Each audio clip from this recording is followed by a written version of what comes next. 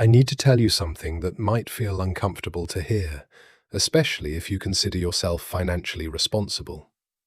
5 years ago, I wasn't reckless with money.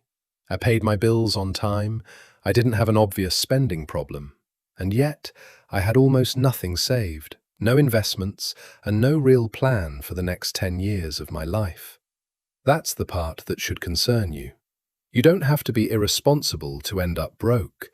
You can simply be unaware, and unawareness is quiet enough that it doesn't feel urgent, right up until the moment it does. This is the calm, detailed breakdown of exactly what I changed over 5 years to move from that position to genuine financial stability. No shortcuts, no gambling, just a specific sequence of decisions. Before I go further, I want to address something directly because I think it matters. When people search for how to go from broke to wealthy, they usually land on one of two extremes, and I think both of them do more harm than good. The first extreme is the aggressive, high-risk narrative. Day trading, cryptocurrency speculation, business ideas promising rapid returns. This narrative is appealing because it's fast, but statistically, the overwhelming majority of people who pursue it lose money rather than build wealth, because they're taking on risk without the underlying knowledge or capital cushion to absorb losses. The second extreme is the opposite, extremely conservative advice that essentially says, save diligently, live frugally, and wait. This isn't wrong exactly, but it's incomplete. It doesn't explain what to actually do with the money once it's saved, and it often takes decades to produce meaningful results, which causes many people to give up before they see progress. What I want to walk through today sits deliberately between these two extremes. It's not fast, and it's not reckless. It's a specific, repeatable sequence that took me 5 years, and I believe it's realistic for most people to replicate, provided they follow the order of operations correctly. Because the order matters more than people realize. I spend a significant amount of time studying personal finance, not as an abstract topic, but because I lived through the exact transition I'm describing today. If you're currently feeling behind financially, or you simply want to understand a clear, methodical path rather than vague motivational advice, I'd ask you to subscribe, because this channel focuses specifically on breaking down real financial mechanics in plain language. Here is the uncomfortable truth I had to accept before anything changed. Being broke and being poor are not the same thing, and confusing the two kept me stuck for years. Being poor typically refers to a lack of income. Being broke, in my case, was a lack of financial structure, despite having reasonably steady income. I was earning enough to live comfortably, and yet at the end of most months, I had very little left over, and I genuinely could not have told you why. This is a more common situation than most people admit publicly. According to data referenced by the Federal Reserve's Survey of Household Economics and Decision-Making, a significant portion of adults in the United States would struggle to cover an unexpected $400 expense using cash or its equivalent, and many of these individuals have full-time, stable employment. The issue, in most of these cases, isn't the absence of money. It's the absence of a system directing that money toward a purpose. I didn't have a spending problem in the dramatic sense. I had an awareness problem. And until I addressed that directly, no amount of trying harder was going to change the outcome. I want to walk through the actual numbers from my own 5-year period, because I think specific figures are more useful than general statements. At the starting point, 5 years ago, my net worth, meaning everything I owned minus everything I owed, was approximately negative $2,100, primarily due to a small amount of credit card debt and a car loan. My income at that time was modest, roughly $42,000 per year before taxes. By the end of year 1, after eliminating high-interest debt and establishing a basic emergency fund, my net worth had moved to approximately $3,800, a shift of roughly $5,900 in 12 months, achieved primarily through debt elimination rather than investment growth. By the end of year 2, after I began investing consistently, Starting with roughly $300 per month directed into a diversified index fund, my net worth reached approximately $14,200. This is where the trajectory started to shift meaningfully, because a portion of that growth was no longer solely from my own contributions. It included investment returns compounding on top of prior contributions. By year 3, with a modest income increase to roughly $51,000 annually and increased monthly investing of approximately $500, my net worth reached approximately $31,600. By year 4, approximately $54,900. And by the end of year 5, my net worth had reached approximately $118,000. I want to pause on that last number specifically because the jump from year 4 to year 5, roughly $63,000 in a single year, was larger than the total combined growth of the first 3 years. This wasn't because I suddenly started earning dramatically more. It was because compounding growth, applied to a larger invested base built over the previous years, began contributing more to my net worth than my own monthly contributions did. This is the mathematical reality of compounding that's difficult to appreciate in the early years, because the early years look almost disappointingly slow. If you plot this trajectory, the first 2 years look nearly flat. The growth becomes visually dramatic only in years 4 and 5, which is precisely why so many people quit during years 1 and 2, right before the compounding curve begins to steepen. If you're currently in what feels like the flat early stage, where you're contributing consistently but the numbers don't seem to be moving much, I want to validate that this is not a sign you're doing something wrong. This is a well-documented characteristic of compound growth, sometimes referred to as the hockey stick pattern, where the early portion of a growth curve appears nearly linear or flat before curving sharply upward later. The reason this feels discouraging is tied to a documented behavioral bias, sometimes called present bias, combined with an intuitive but mathematically incorrect assumption that growth should feel linear, that doubling your effort should double your visible results in the same time period. Compounding doesn't work that way. It works multiplicatively over time, which means the visible results in year 1 and 2 will understate the underlying progress being made. Understanding this in advance matters, because the people who abandon a financial plan typically don't do so because the plan failed. They do so because they misjudged how long the flat phase would last and interpreted it as evidence the plan wasn't working. I want to be direct with you. If you start this process, expect the first 18 to 24 months to feel slower than you'd like. That's not a warning sign. That's the expected shape of the curve. I'll walk through the specific sequence I followed in order because the order genuinely matters more than most people assume. Step 1. Build a complete, honest picture of your actual cash flow. Before I changed anything, I spent 1 full month tracking every dollar that came in and went out, without judgment and without trying to change my behavior yet. I simply observed. This step is often skipped because it feels unproductive. You're not saving money or investing money, you're just watching. But I found that I couldn't fix a system I didn't understand. And most people significantly underestimate specific categories of their own spending, particularly recurring subscriptions and small, frequent purchases that don't feel significant individually, but accumulate meaningfully over a month. Step 2. Eliminate high-interest debt before doing anything else. At the time, I had a credit card balance carrying an interest rate of approximately 22% annually. Mathematically, paying this down guaranteed me a 22% return, risk-free, because that's the interest I was no longer paying. No investment carries a comparable guaranteed return at that level of certainty.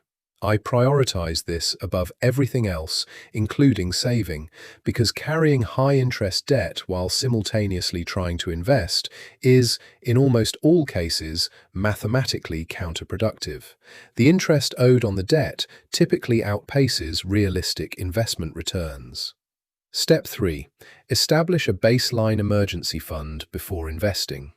Once the high-interest debt was cleared, I built a cash reserve equal to approximately 3 months of essential expenses held in a basic savings account.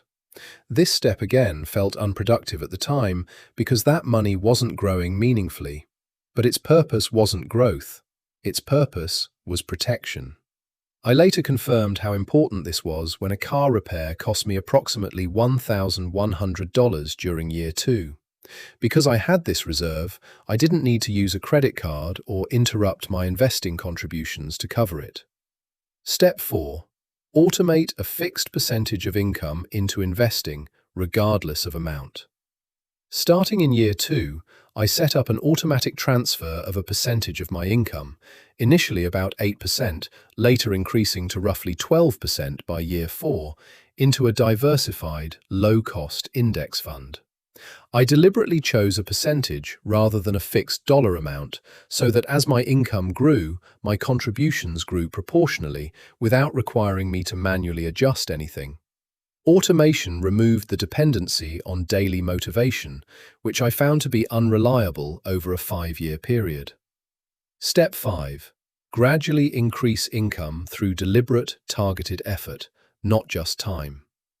Over the 5 years, my income moved from approximately $42,000 to approximately $58,000. This wasn't automatic, it came from specific actions. Obtaining a professional certification relevant to my field in year 2, and negotiating a role change in year 4 that included a defined increase in compensation. I mention this because increasing income, applied specifically toward increasing the investing percentage rather than increasing lifestyle spending, had a disproportionate effect on the year 4 and 5 results. Step 6. Avoid lifestyle inflation as income increases. Each time my income increased, I made a deliberate decision to direct the majority of that increase toward investing rather than increased spending, a concept sometimes referred to as maintaining your savings rate as income rises. This was, honestly, one of the more difficult steps psychologically because it required consistently choosing a delayed outcome over immediately available comfort. Step 7. Periodically reassess without making emotional adjustments. Roughly once per year, I reviewed the overall plan, checking whether the emergency fund still matched current expenses, whether the investment allocation still matched my timeline, and whether my percentage contribution could reasonably be increased. I specifically avoided making changes based on short-term market movements because reacting emotionally to short-term volatility was, in my experience, more likely to reduce long-term returns than improve them. I found the clearest way to describe this process is through the analogy of a farmer clearing and planting a field. The first year is spent removing debris, rocks, weeds, damaged soil, which is the debt elimination phase. It doesn't produce a visible harvest, and to an outside observer, it might look like nothing productive is happening. The second phase is planting, which is the beginning of consistent investing. Again, no visible harvest yet, just seeds placed in soil. It's only in later years, once the root systems are established, that visible, accelerating growth appears above the surface. A farmer who gives up during the clearing phase, or even the early planting phase, will never see the harvest, not because the process failed, but because they stopped before the process had time to mature. I want to share a specific, detailed account of someone I'll refer to as Elena, whose situation closely mirrored my own and who I've stayed in contact with over the years. Elena, at age 27, was earning approximately $45,000 annually as an administrative coordinator. She had roughly $1,800 in credit card debt and no savings beyond a small buffer of a few $100s. Her situation is worth describing in detail because it wasn't dramatic. She wasn't overspending recklessly. She simply had never built a deliberate financial structure.